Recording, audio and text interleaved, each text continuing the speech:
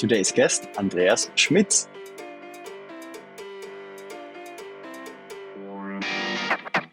If you look at the scope of the project, you can see they're going in all certain directions. You can look at who the customers of these projects. And if you look at that, you find already a little bit of the indication, is your strategy clear or not?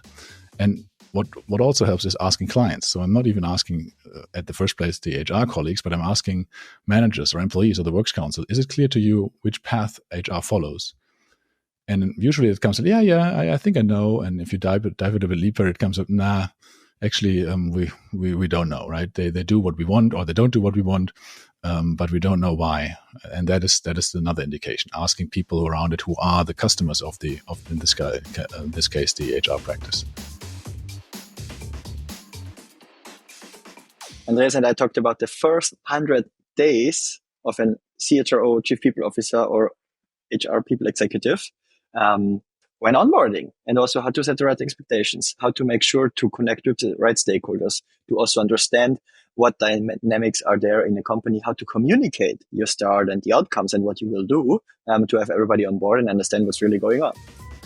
Then you can build trust, and then you can spend less time communicating and more time just getting shit done. Then I went home and thought about this sentence. We basically put it on the table. Hiring takes time. People are trained. How to objectively judge certain situations. It's very, very, very, very hard to change things. That was the learning. Entrepreneurs with empathy. To the people side.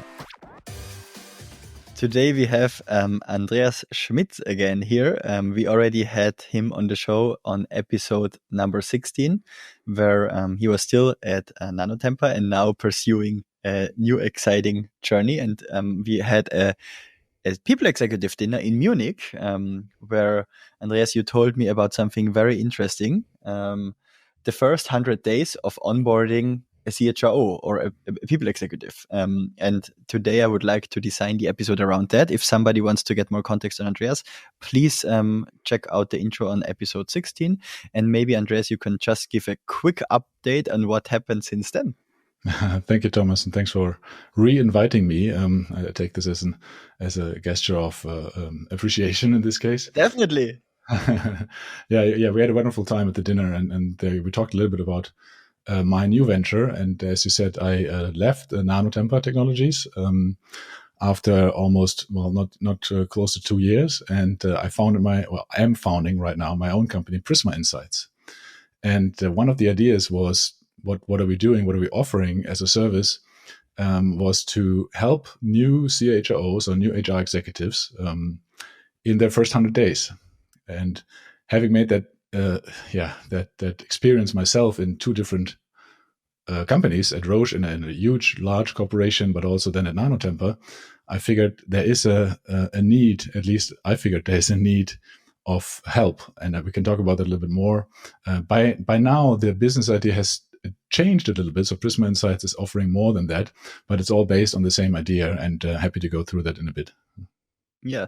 So maybe you can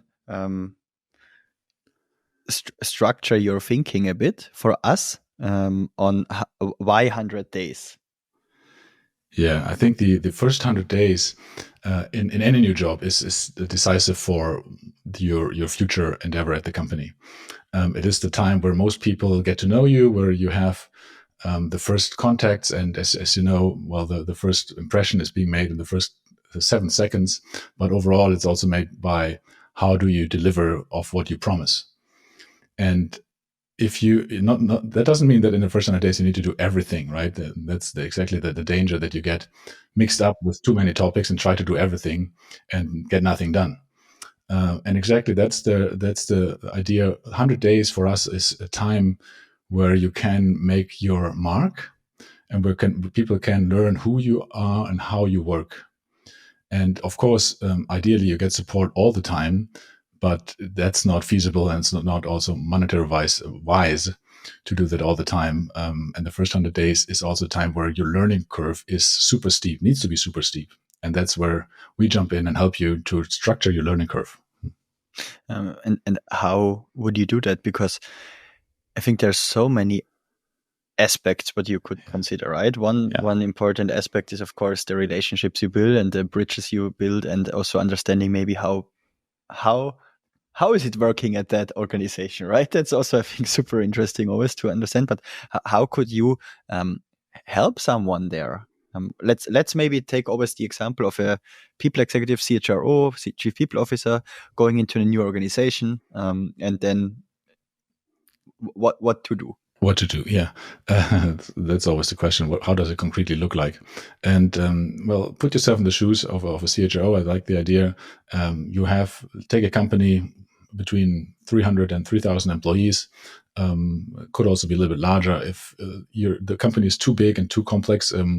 That might be a little bit more, might look a little bit different. But let's take this 300 to 3,000 employees big company.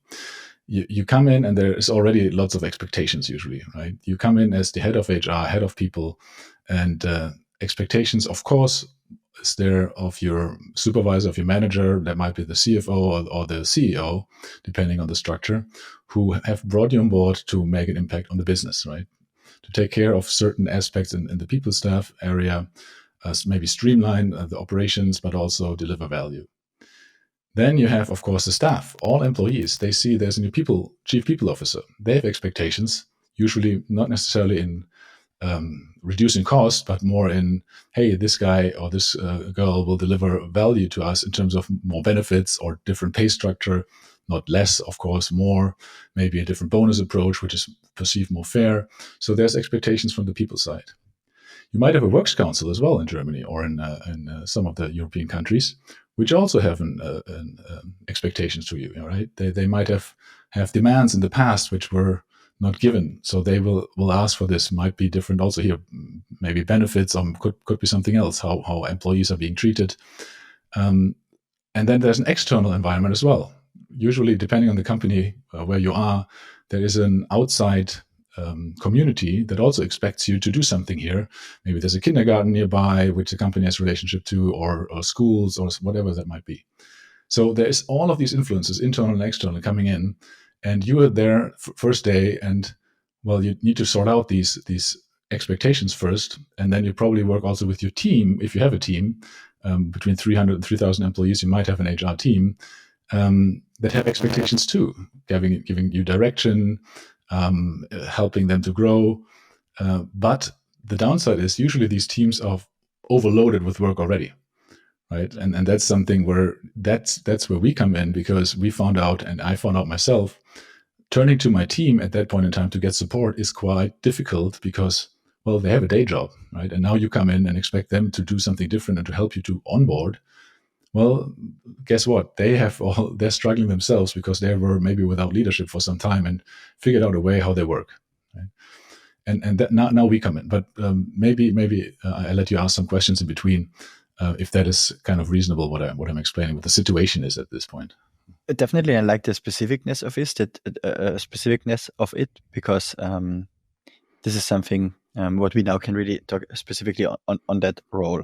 And I think what I often saw when onboarding, that new executives get hired, they get announced, and then everybody, as you said, expects something immediately.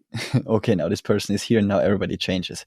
And how do you make sure that you not over-promise and under-deliver? But because I think usually it's always smarter and better to under-promise and then over-deliver. But that's also not so easy all the time, right? Because you maybe got hired with certain expectations, and then just setting the expectations very clearly in terms of, okay, this is definitely what we want to achieve, but it maybe is not achieved in 3 months. Maybe it takes a year or 2.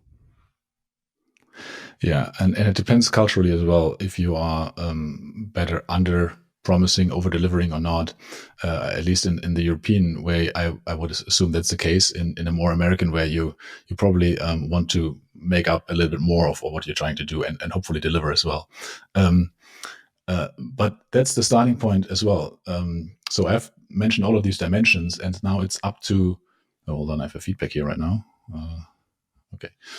Now it's also clarifying those expectations and documenting them.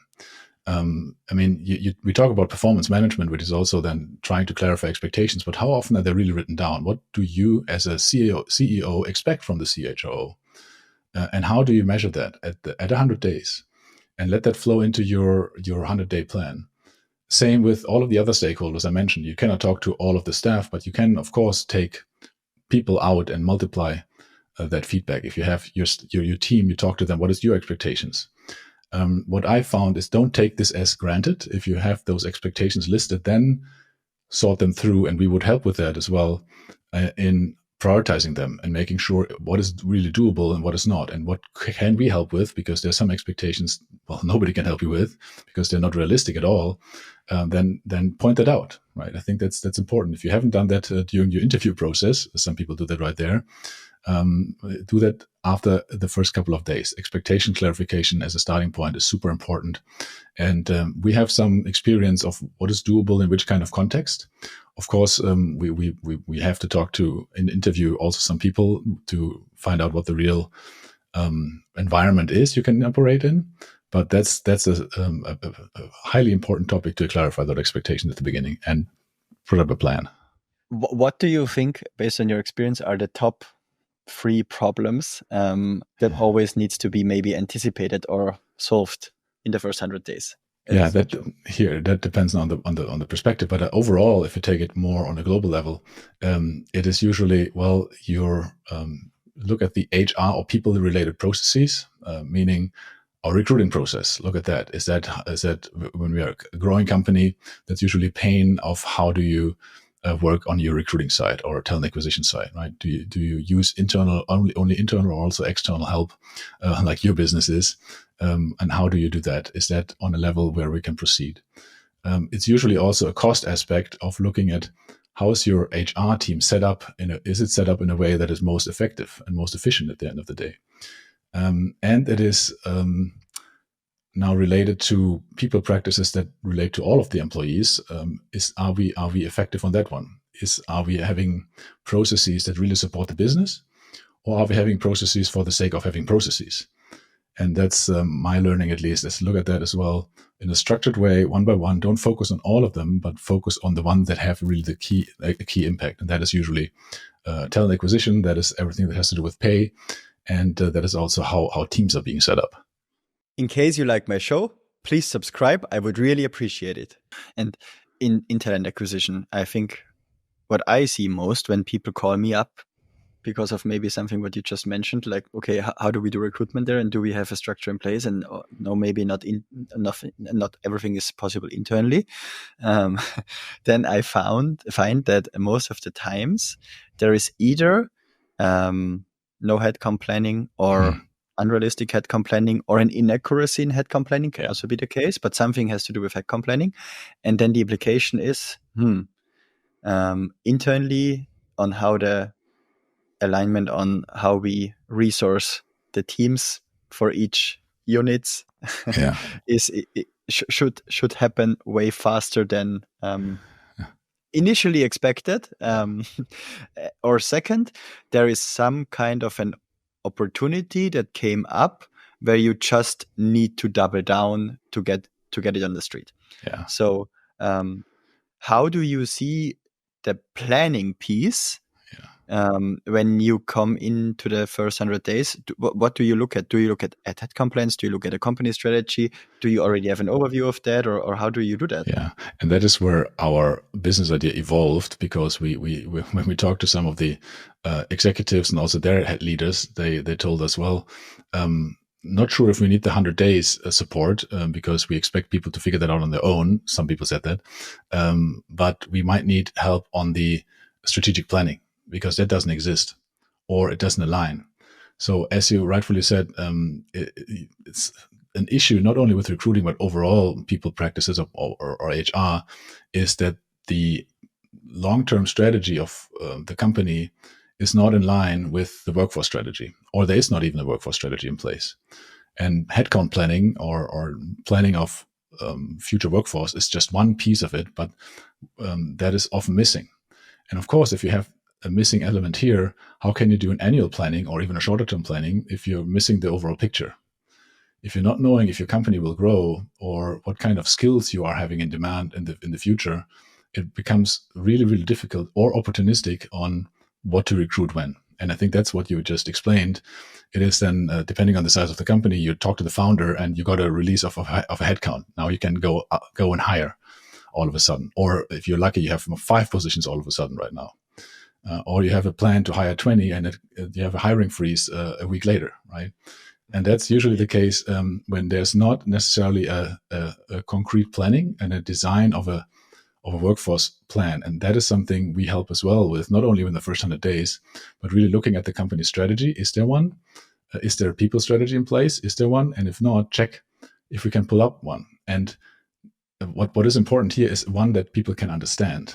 I've seen many strategies and also people strategies that look super cool, but if I ask the people, what does that mean for you? How do you act on it now? There's a question mark. Right? It's not that people can grasp it and see, I know what to do now, or know what not to do. That's especially important, right? Not ruling out pieces, that you're not doing everything. Same here with recruiting. If I'm trying to get somebody attracted who has all of the skills I need, you might end up finding nobody, right? And that's Definitely. the same with strategy. And also a question, maybe based on your past experience. I think at Roche you had an HR people team of more than 300 people or so. Yeah, in total with vocational training and everybody. Yes, that's correct. And then, for instance, now at Nanotemper, you maybe had a team of 20, 25? 11. Okay, 11. So let's say we compare these two scopes. There is a strategy in place. How do you check if the people understand what does that mean for them in an environment that is that big versus smaller scope? Yeah. So at Roche, it was interesting to see when I took over the head of HR role for Germany. I had a look at the number of projects that were being run out of HR in Germany as an indicator.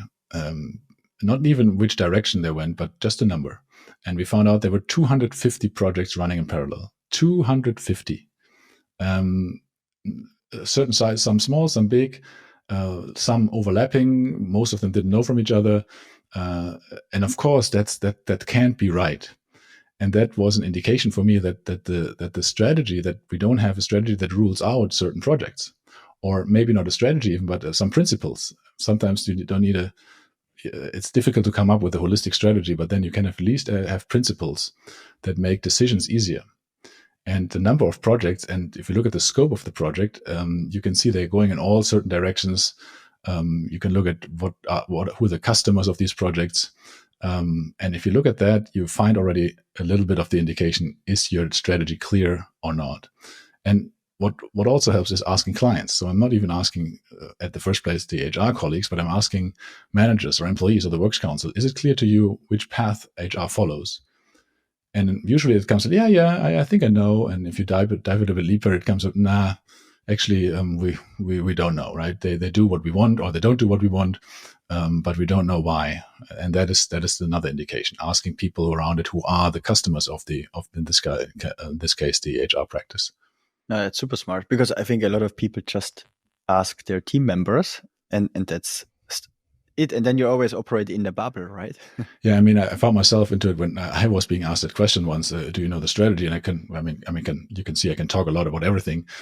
So I made up something which sounded smart, but did I take the right decisions? Probably not, right? Because it wasn't super clear, and that's where I found asking the people themselves is not the best indicator. You rather observe or ask other people who are related to that.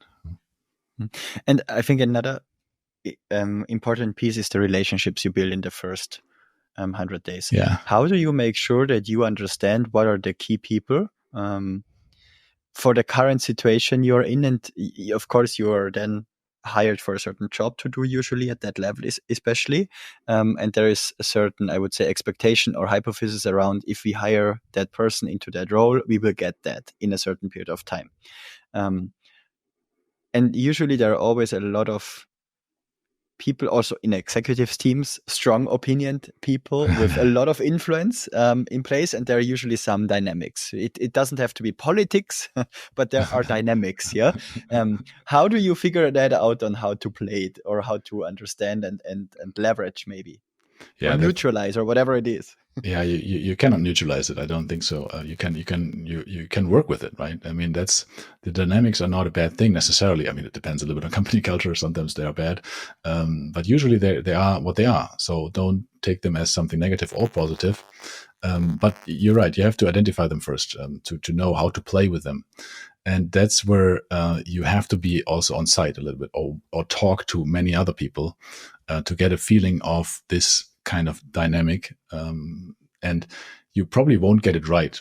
I mean, I wouldn't say that we as a consulting team or the new CHRO can identify that in the first case. So you have to experiment a little bit, and that you can find out when you have your first discussions, when you show your first concepts, or when you engage with the first people in the get to know rounds you do, right? I mean, that's part of the 100 days plans usually, is you have a list of people you ought to talk to. And this is something we usually do in the expectation setting round as well. When we talk to the CEO, we ask, who does the CHRO need to meet and why? And we do the same with the team, right? And when we meet the HR team or the leadership team, depending on the size, who do we meet now? Why? And this why is always important, as you get a little feeling about what do other people think about them. If there comes usually there's an indication of, talk to a works council member here and there. And sometimes then it's not the head of the works council. It is somebody who's maybe in the middle rank, so to say. Or you get certain employees being named multiple times by people. So you probably see that there's an indication these are multipliers in the organization. Doesn't need to be true always, but again, if people are mentioned multiple times, there's a reason for that. And talking to these multipliers, that gets you exactly what you said. That gets you the dynamics. These people are usually the ones who speak openly, who are telling you what you want to hear and what you don't want to hear, and that is important. And now you need to figure out what the dynamics is. Is it who makes the decisions? Who is being influencing decisions, right? Who speaks a lot but doesn't say anything? Who is not speaking a lot but has a huge influence on other people? What kind of actions have been tried already, right? All of these kind of questions. We have a list of questions we usually ask to get that feeling of what the dynamics are, and then use them. Can you give some examples of questions? Yeah, I mean, some of them are related to decision power, as I said already, right? Who is the ones who are, and usually in committees, who do these people ask for input? Give you an example of if you get usually a list of names who are decision committees, leaders, experts, whatsoever. But the more important question is, who do these people turn to get guidance? Right. And then if you get these people who give guidance, these are the people you need to work with and you need to include in the design of new programs. Right. So when you have now put up a new, let's say, a performance management process you would like to implement, well, you should rather include the people who are giving advice to the decision makers. Right. Include them right away in the design process, so you can make sure that you reflect what's being followed later on. That being one example. Other questions are around length and impact of design processes. What is the accepted time you can take to, stay with the example, to come up with a new performance management process? How urgent is it? Right? What is the impact if we don't change it now versus in 3 months or in 6 months or in a year? To then identify, again, priorities of when to make what kind of initiative, independent almost of the expectations of others. If there's no realistic chance that you can do it, but there is an urgency, well, you need to manage expectations rather than managing the project. Do you also think that sometimes in a job, because I think it and I saw it, that especially also maybe in the hiring process, but also then in the start of a new job, if you don't be able to get the backup of certain key influencers, maybe also in the executive team, you don't even have a chance. Yeah, it becomes really difficult. And here's again the stakeholder management you might need to do, right? You don't need to like everybody, and not everybody will like you, but there's a certain level of professionalism you need to engage with the people. And I, at least my personal opinion, and that's what we advise as well, see what you have in common, right? Usually there's something you have in common. It doesn't need to be job specific, can be job specific, but can also be hobbies, can be something else, and engage just on a more personal level. Get to know each other, spend some time with each other, in person if possible, but virtually if not, to get that kind of stickiness with the people. And also with the team members, let's say you are now hired into a new role and you have a scope of maybe 100 people, 50 people, 300 people. What as an employee within this people team should you do when a new CHRO is joining, for instance? Not sure I understand the question, but when you are from an employee perspective, you mean? Exactly. Yeah. So if you would be, let's say, in the employee perspective, is there any tip or anything what you should do in terms of to make it easier for yourself, but also for the new person joining? Yeah. So one step maybe back is when you are, again, from the CHRO perspective, ideally you create a mechanism of people to get to know you as well, from especially your teams or organization that you lead. And here again comes our strategy in a box concept, which we give out to these organizations, where we guide you through a relatively easy process that comes up with an analysis, but also with a design of let's say the workforce plan or the workforce strategy we would like to do. And that is a co-creative process. Co-creative meaning we invite people from the organization, not only HR, but also a lot of HR people to help you doing that, depending on their capacity they have. And now, if you are on the employee side, well, take these opportunities. Right? It's not about being in front and center, but hey, being on these design teams usually helps you to get some idea of where the boat is going to, where you're shipping. That's one. Take opportunities that are being offered. Yes, I know workload is always then the barrier, right? You think about what's my day job and what do I do with that? And here again, address these questions and give that feedback. Usually, every new leader is happy to get feedback, and honest and direct feedback. Of course, again, depends on the leader, but we hopefully get to a level where also CHROs are able to accept feedback in a way that it is appreciative to the one who gives it. As an employee, you can, that's again the offering the help, offering a perspective, right? Usually, at least what I did in the past is the people who were actively offered their support. Yes, I turn to them because it's easier at the beginning because you don't know who are the formal and informal leaders. So turn to the one who offer active support. And as an employee, well, what can you lose actually? Right? There's not much you can lose if you go up and at least present yourself and what you think and what you do and why you do it to the new leader. Understood. In case you have any feedback or anything you want to share with me, please send me an email on thomas@peoplewise.com or hit me up on LinkedIn. And in case you really enjoy the show, please subscribe. I would really appreciate it. And after 100 days, what should be the outcome ideally? Well, it depends on the expectations that were being set at the beginning. But the idea is at least that we think after 100 days, you had ideally a plan which you try to follow. Of course, as we know, it's volatile. You need to adjust, right? But you have already first visible actions that had an impact. Meaning just pulling up a new workforce strategy or people strategy is nice and good. But if that is the only result of the 100 days, usually you don't meet all of the expectations because at least employee-wise, they don't care about your workforce plan, right? They would like to see something for them. And that's where we help to, hey, in the first 100 days, besides this planning all stuff, you need to see what is it that people want and that also helps the organization going forward. And having, you would call it low-hanging fruit, right? Let's see what are these low-hanging fruits. And it might be elimination of a process. Sometimes it's not even coming up with something new, but it's something that you might take away because then it's easier. It's a barrier for people. I've seen that as well when you have a cumbersome travel management process. Well, you might think about getting rid of it at all. Of course, you need to have principles in place, how to do it, and you need to talk to finance and to IT and whatsoever. But it's sometimes more powerful if you release people from a burden than to come up with something new. But again, that depends a little bit on where you are as an organization. If you don't have any practices in place, it might be one practice you put in that is really, really visible to all of the people, that they see, hey, okay, now we see it. There's a change. There's a new CHRO in town, and we see that the cultural change is happening. And also, how would you communicate overall the progress you make, because sometimes maybe you don't wait for 100 days and not give any insights or updates also to the employee, to the teams, and also maybe to the stakeholders. That's a really good point. The communication piece is critical.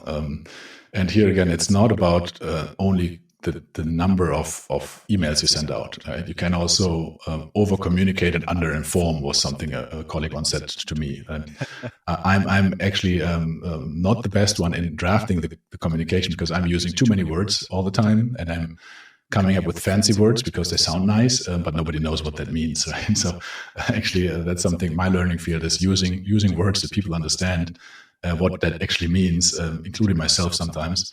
That's one. But again, coming back to communication, I think you need to have an idea, and we can help with that. Not necessarily me, but the team. How to structure it, what is really important to the people. So who's the target group of that communication? And you need to differentiate between your HR team, right? Your internal one. If you have 200 people in the HR, you need to have certain channels that put you up a lot in the first 100 days. So people get familiar with you, know what your style is, see how you're vulnerable as well, right? I think it's not only about successes, but also about experiments that might not run the way you would like it to, that fail, but fail forward. But then for the employees, don't try to communicate what you do necessarily. Of course, you cannot pull up plans, but rather communicate what has been done and what is happening now for them. Show them, communicate what are results and that have an impact to them. Because just telling, well, this is our new culture or these are new values doesn't mean anything, right? So I'm rather a fan of making something stick because they experience it, and then pull up some people who talk about it. It doesn't need to be the CHRO necessarily, who talks all the time, but pull people up in the communication that are making this experience and who make it happen. So you will be visible anyway. As CHRO, the people see you. So don't try to make yourself even more visible, but try to make the impact you're creating visible in a communication, and ideally in a frequent one, or in a frequency that is on a regular basis. Not necessarily every week, but here again, it depends on the communication style of the company. How you do it in a more manufacturing company, it's probably not every week. In a more digital company, you do that on a more frequent basis because everybody has access right away. I would say a great final word. But thank you so much, Andreas. Thank you, Thomas. It was great having been on your show again.